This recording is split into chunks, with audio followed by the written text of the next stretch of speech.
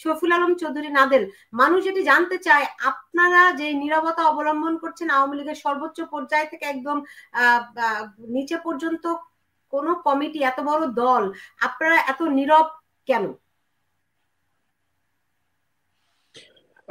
দেখুন, আসলে আমরা তো এমনি এমনি নীরবতা পালন করছি না, বা নীরবতা পালন হচ্ছে সেটা কিন্তু পুরোপুরি বলা যাবে না। আমরা চেষ্টা করছি রাজনৈতিক কর্মসূচি করার জন্য, আমাদের বক্তব্য বিবৃতি দেওয়ার চেষ্টা করছি।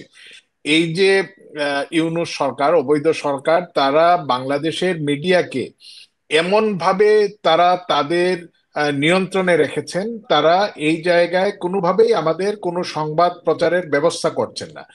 আজকে সারা দেশে আওয়ামী লীগের নেতাকর্মী এবং জনপ্রতিনিধি বিভিন্ন জায়গায় তারা মব লিঞ্চিং এর মাধ্যমে এই অবৈধ সরকার উৎসাহিত করছে মানুষকে বিভিন্ন জায়গায় হত্যা করার জন্য। প্রতিদিন আমরা জায়গায় আওয়ামী লীগ, ছাত্রলীগ, যুবলীগের বিভিন্ন পর্যায়ের নেতা কর্মীদেরকে হাত পায়ে রক কেটে দেওয়া হচ্ছে, তাদের ব্যবসা প্রতিষ্ঠানে আক্রমণ করা হচ্ছে। এভাবে যেভাবে সাধারণ ব্যবসায়ী, আমাদের সনাতন ধর্মের বিভিন্ন উপাসনালয়, তাদের বিভিন্ন বাসাবাড়ি এবং তাদের উপর হামলা করা হচ্ছে, ঠিক কিভাবে আওয়ামী লীগের উপরে তারা যে নির্যাতন চালাচ্ছে, আমরা এই নির্যাতন, এই যে রাষ্ট্রীয় পৃষ্ঠপোষকতায় হচ্ছে, তারা যে অবৈধ অস্ত্র বিভিন্ন থানা থেকে, আপনারা জানেন 400-র বেশি থানায় অগ্নিসংযোগ করা হয়েছে, অস্ত্র লুট করা হয়েছে, এবং তাদের কাছে বিভিন্নভাবে জামাত বিএনপির কাছে যে অবৈধ আগ্নেয়াস্ত্র রয়েছে সেগুলো নিয়ে তারা যে একটি দেশের ভিতর যে অরাজক পরিস্থিতি বললে ভুল বলা হবে, একটি বিভীষিকাময় পরিস্থিতির সৃষ্টি করেছে, সেখানে তার বিরুদ্ধে শফিউল আলম আমরা চৌধুরী সময়। নাদেল, শফিউল আলম চৌধুরী নাদেল, সেখানে আপনার কর্মীদেরকে, বাংলাদেশ মানে আওয়ামী লীগের একটা বিরাট কর্মী বাহিনী রয়েছে, এবং আপনারা বহুবার বলছেন যে আওয়ামী লীগের হাইব্রিডের অংশে অনেক বেশি দাপট, হাইব্রিড আওয়ামী লীগের সংখ্যা বেশি, কিন্তু যারা প্রকৃত আওয়ামী লীগের আজকে তাদেরকে অরক্ষিত রেখে, তাদেরকে কোন রকম দিক নির্দেশনা নাই, তারা আজকে এই তোপের মুখে পড়েছে। আওয়ামী লীগের যত দায়, সব কিছুর দায় তাদেরকে ভোগ করতে হচ্ছে, অথচ তাদের অনেকেই ধারে কাছে কেউ ছিল না, তাদেরকে এই ভোগান্তিতে পড়তে হচ্ছে। সেখানে দল হিসেবে আপনাদের ভূমিকাটা কি অনেকখানি লজ্জাজনক নয়?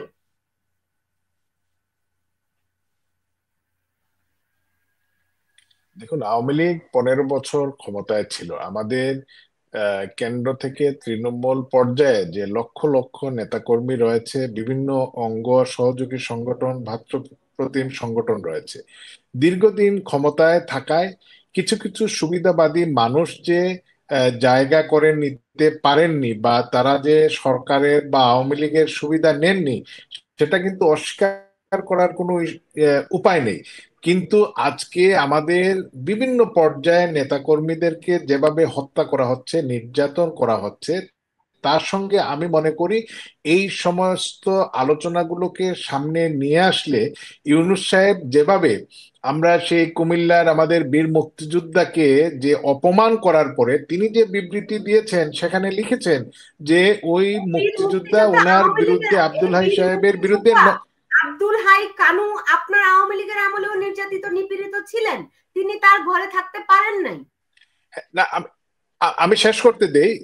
যে তার বিরুদ্ধে 9টি মামলা রয়েছে, এবং এও সত্য, এই 9টি মামলা আমাদের আওয়ামী লীগের একজন সাবেক মন্ত্রী করেছিলেন, সেটা ঠিকই আছে।